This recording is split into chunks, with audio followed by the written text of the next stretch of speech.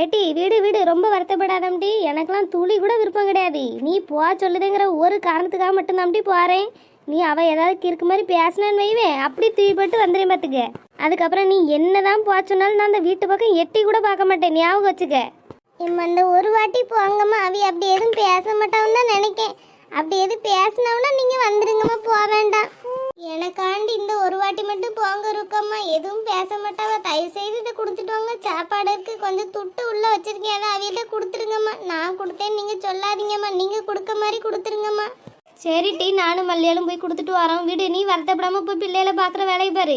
எல்லாரையும் பற்றி கவலைப்படியா, உன்னை கவலைப்படுத்துறதுக்கு யாரும் கிடையாது.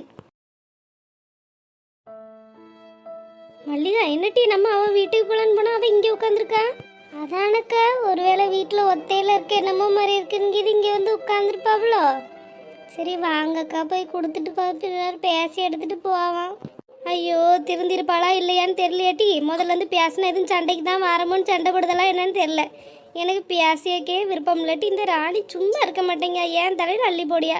அவள் கேட்கும்போது முடியாதுன்னு சொல்ல முடிய மாட்டேங்க, என்ன செய்யாது. சரி விடுங்கக்கா, வந்தாச்சுல கேட்டு பார்ப்போங்க்கா. வாங்க, கொண்டு கொடுத்துட்டு பேசி பார்ப்போம், என்னதான் சொல்லுதாவோன்னு பார்ப்போம். அதுக்கு மேலே வேற ஏதாவது பேசினோன்னு நம்ம வாட்டுக்கு போவோம். சரி டீ. டீ முனியம்மா, முனியம்மா உடம்புக்கு எப்படி இருக்கு? முனியம்மா, முனியம்மாக்கா, முனியம்மாக்கா, இன்னும் சத்தம் காட்டணும் ஆள் பார்க்காம இருக்கியே. ஏடி முனியம்மா. ருக்கு மல்லியா வாங்கம்மா. ஏதோ ஒரு யோசனையில் இருந்துட்டேன், சொல்லுங்கம்மா. ஏக்கா என்னக்கா அமைதியாக பேசுதாவ, உண்மையாகவே மாறிட்டாவளோ? என்னன்னு தெரியலட்டி, இரு பேசி பார்ப்போம். முனியம்மா உடம்புக்கு இப்போ எப்படி இருக்கு? மாத்திரை எதுவும் தந்தாவளா? டாக்டர் என்ன சொன்னாவ? மாத்திரைலாம் போட்டியா, சாப்பிட்டியா? டாக்டர் ஒன்றும் சொல்லாமட்டி, நல்லா சாப்பிட்டு தூங்கி எழுந்திரிச்சா மாறுனாவ. சாப்பிட்டாச்சு, மாத்திரைலாம் சாப்பிட்டு. இப்போ வசந்தி கொஞ்சம் போல சோறு கொண்டு தந்தாளா, சாப்பிட்டுட்டு மாத்திரை போட்டே இருக்கு.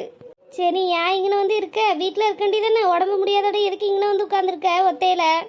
வீட்டில் இருந்தாலும் ஒத்தையில தானே இருக்கணும். யார் இருக்கா எனக்குன்னு, யார் இருக்கா சொல்லு பாப்பா. அனாதையும் அப்படியே அந்த செவத்தையே பார்த்துட்டு தானே இருக்கணும். ரோட்டில் வந்து இருந்தாவது 4 மனுஷ மக்களை பார்க்கலாம். அதனால தான்ட்டு இங்கே வந்து இருந்தேன். சரி சரி, எதையும் நினைக்காத. இந்த சாப்பாடு கொண்டு வந்தேன், ராத்திரிக்கு சாப்பிட்டுட்டு மாத்திரையை போடுன்னு. என்னன்னாலும் எங்கள்கிட்ட சொல்லிட்டி கேளு. நாங்கள் இருக்கோம், யாரும் இல்லைன்னு நினச்சலாம் வருத்தப்படாத, ஒத்தையில் இருக்கோன்னு நினச்சி. நீ எப்போனாலும் கூப்பிட்டு, நானும் மல்லியாலும் வாரோம்.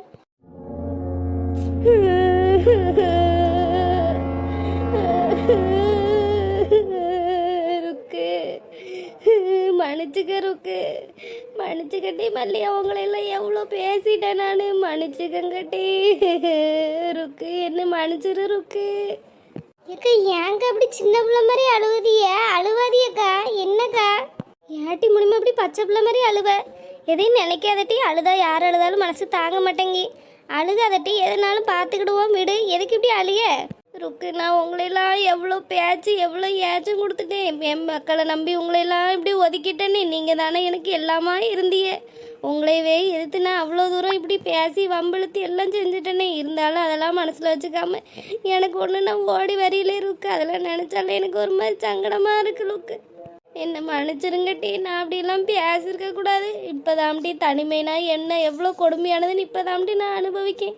யாருமே இல்லாமல் எல்லாரும் என்ன இப்படி ஒத்தையில் போட்டு போயிட்டாளுங்களா, இப்போதாம்டி நான் அனுபவிக்கேன். நான் உங்கள்கிட்ட சொல்லுறதுக்கு என்ன, 4 நாளாக சாப்பிட கையில் துட்டு இல்லாமல் தான்ட்டி சாப்பிடல. சாப்பிடாம தான் ரோட்டில் வந்து அப்படியே விழுந்துட்டேன்.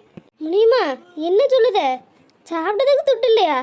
ஏன்ட்டி உன்கிட்ட இருந்த துட்டெல்லாம் எங்கே? உன்கிட்ட தான் துட்டு இருந்துச்சுல. மாதம் மாதம் பென்ஷன் காசு வந்துட்டு கிடந்துச்சு. வயலில் வர துட்டு எல்லாம் இருந்துச்சுலாட்டி. கையில் இருந்த துட்டெல்லாம் எங்கே?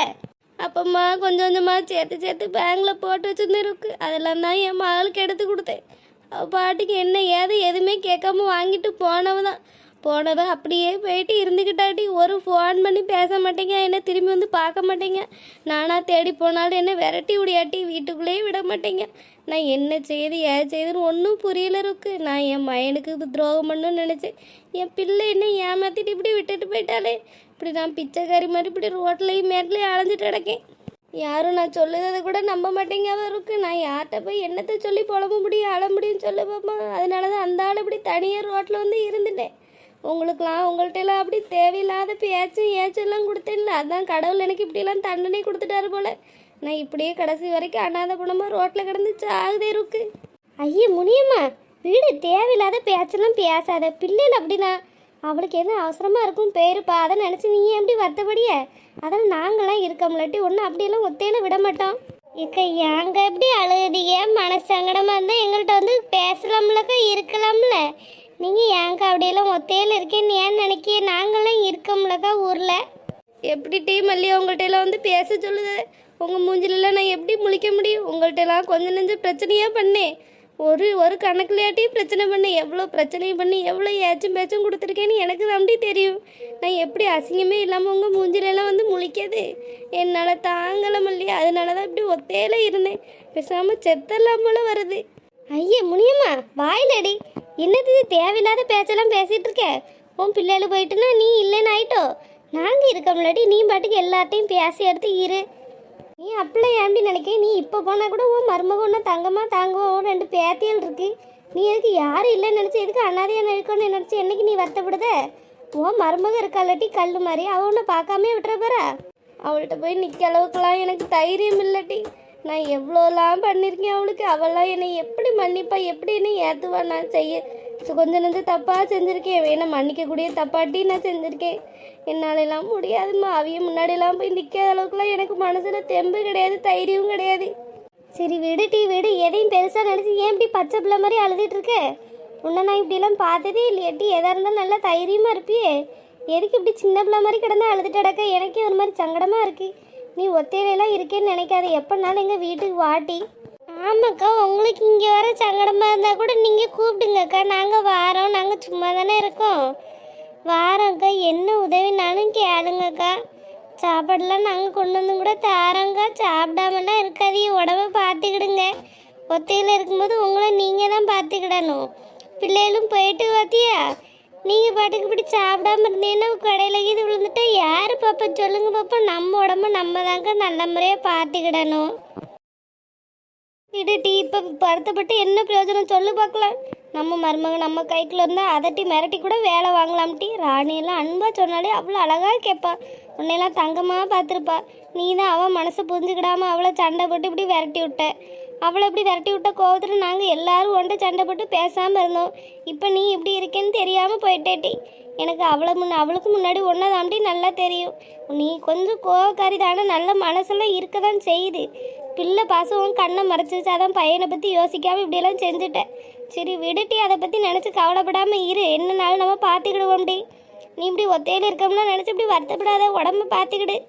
சாப்பிட்டுட்டி முதல்ல சாப்பிடு. சாப்பிடாம பட்னியெல்லாம் கிடக்காத. மதியம் என்ன சாப்பிட்ட? சாப்பிட்டேம்மா ருக்கு, மதியம் சாப்பிட்டேன். நம்ம வசந்தி இருக்கால, சோறு கொண்டு வந்து தந்தா சாப்பிட்டேன். அவளுக்கு தான்ட்டு எங்கள்கிட்ட வந்து சொன்னாலுவே. அவளுக்கு சொல்லும் போதும் கூட நான் நம்பலை.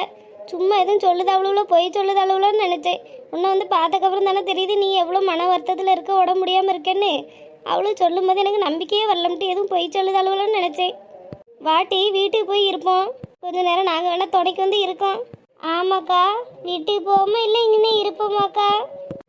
உங்களுக்கு இங்கே இருக்க பிடிச்சதுன்னா இங்கே இருங்கக்கா, நாங்களும் இருக்கோம். எனக்கு வீட்டுக்குள்ளே போகவே பிடிக்கல ருக்கு, அதனால தான் இங்கே வந்து இருந்தேன்.